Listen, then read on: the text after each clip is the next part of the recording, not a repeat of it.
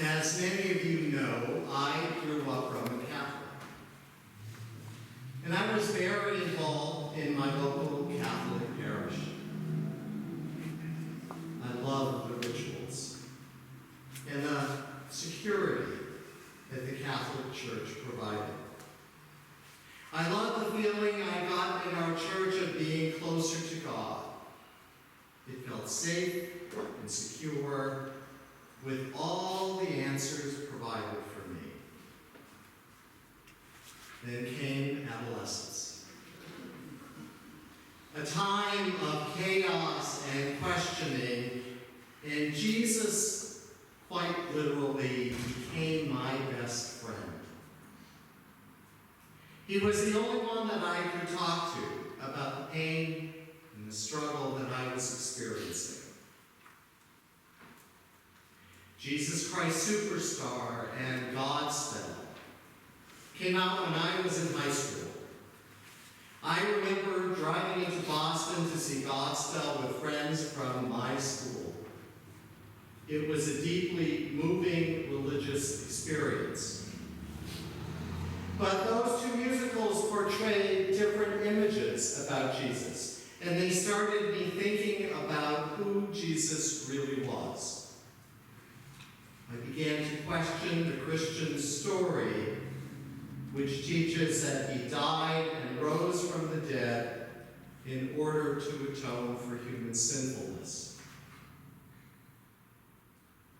And then I went to college and I took an intro course in biblical theology, and my questioning intensified as I learned about the perspective that modern scholarship brings to the Bible.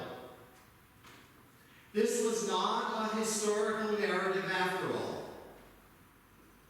Many of the stories are not literally true. Perhaps Jesus didn't do or say all of the things or any of the things that have been attributed to him. I felt betrayed.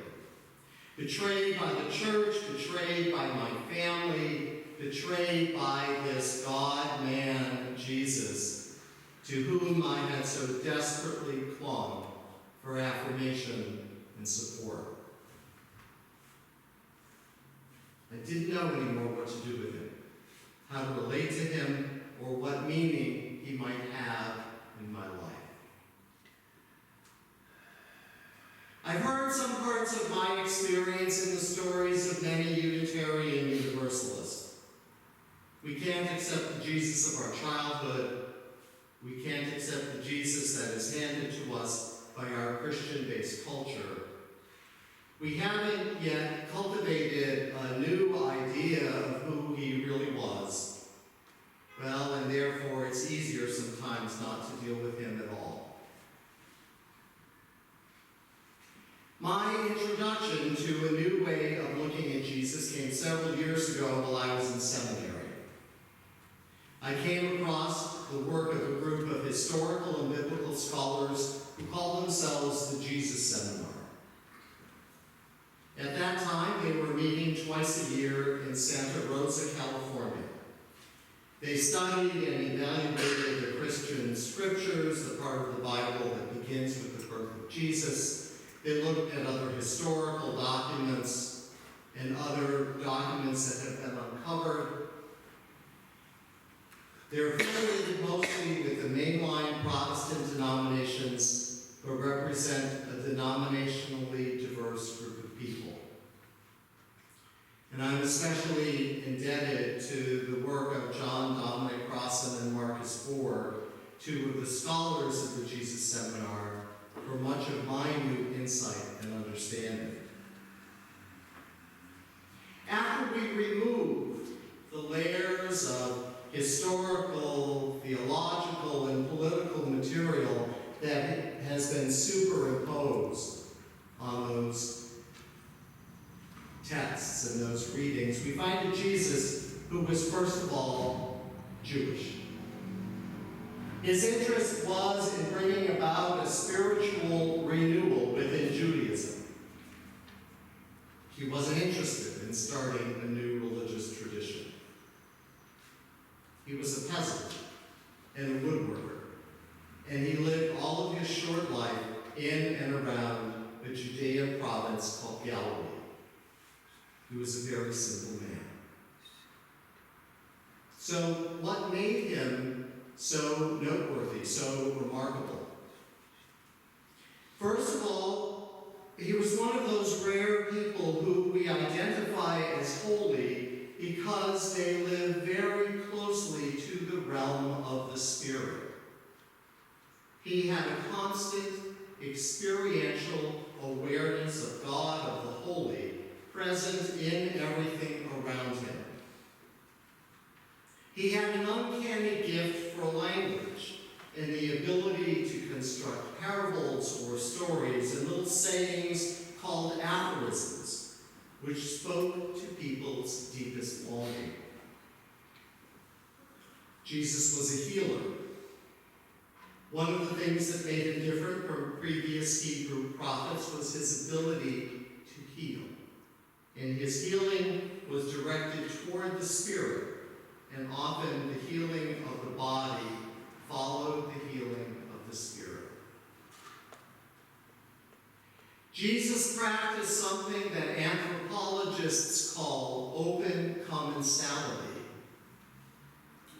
You see, he lived in a society that was rigidly structured, and there were very strict rules about who could associate with whom, and where, and when, and how that could happen.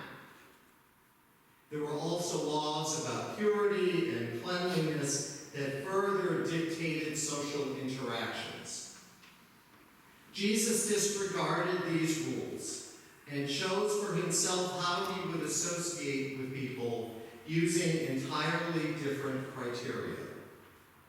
This was especially evident in the way that he shared meals with people from all social classes and all walks of life.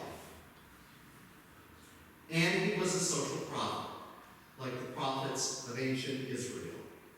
He criticized the economic, political, and religious authorities of his time. He had a different vision of how people should relate to each other. Therefore, he was often in conflict with the authorities. One thing that was truly remarkable about Jesus was that the end was not the end.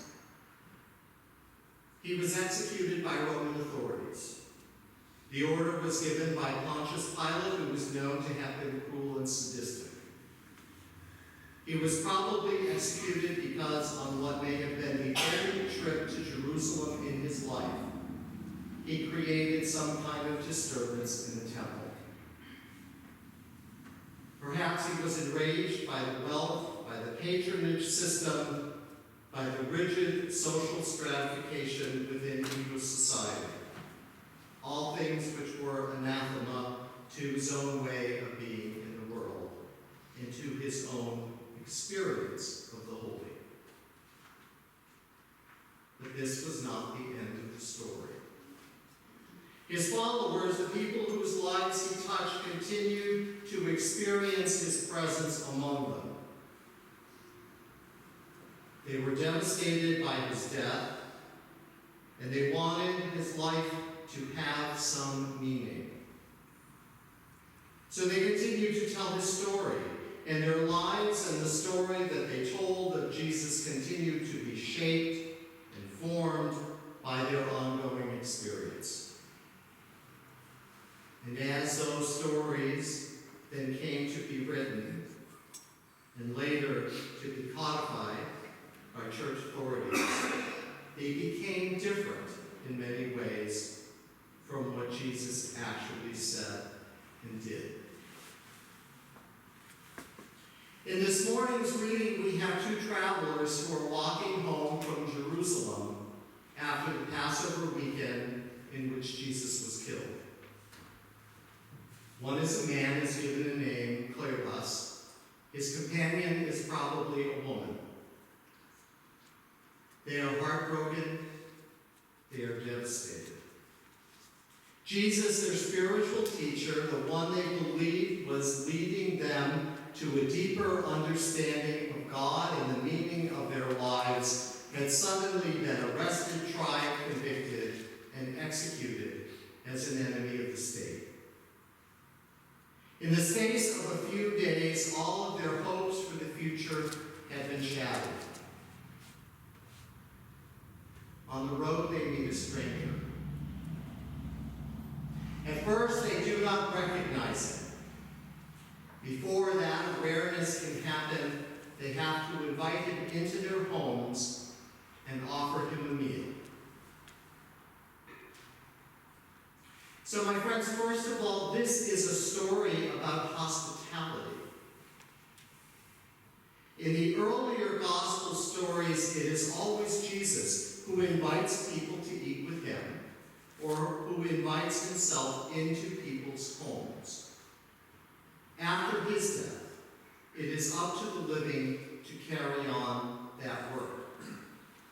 It is up to us to reach out to strangers, to offer the open invitation, to invite people in. It is only after the two travelers open themselves to him that they are able to recognize his presence. He begins the meal, then vanishes. The completion of the process of hospitality is theirs. It is ours to accomplish. What is it like for us to have so many blinders on, to have so much structure in our lives and ways of thinking that we do not recognize the presence of the holy among us? As in this story, when that recognition happens, we realize the revelation. It is then that the Easter moment is upon us. Once again, we are like the two heartbroken travelers who meet a stranger on the road, who reminds them of Jesus, whose openness, whose way of sharing a meal, gives them a feeling of deja vu, of having had this experience before. It is a mystical moment as the sacred, once again, intersects with their lives, giving them renewed hope and meaning. How many times has this happened to each of us? We notice someone walking down the street and we think we see someone else. We recognize in someone's movement or voice an old friend or a cherished loved one. We began a conversation with a stranger and the connection is so powerful, it is so real, that we think we must have met before. We meet someone at a very sad and painful time in our lives, and we are somehow transformed by that interaction. They have known the right thing to say, to move us out of our misery, to give us a sense of healing and of wholeness once again. These are the moments that are filled with the sacred, filled with the presence of the holy. These are times when the spirit and the human in each of us are merged, as in the person of Jesus. These are the Easter moments in our lives. Jesus can be a metaphor for all of us. The story of Jesus is the story of the best of who we can be. It's a story of healing and compassion, the story of standing up to oppression, the story of forgiveness and hospitality and hope. It's the story of building connection and community without regard for the things that usually separate us. The story of Jesus is the story of what is the most sacred and most precious in the human experience, becoming embodied in one person, in any person. It's the story of the divine in each one of us, accompanying us, walking with us on whatever is our life's journey. Contemporary historical and biblical scholars say that a story or a saying or an event has to have two different sources in order to be considered historically accurate. Luke's gospel is the only place that anything like this story is told. We therefore assume that this tale of two people encountering a live Jesus on the road to Emmaus never really happened. Because the essential thing for us to know, deep in our souls, is that the story of any weary and heartbroken travelers being touched by God, encountering something of the sacred, finding hope and a renewal of meaning. This walk with Jesus, my friends, happens each and every day.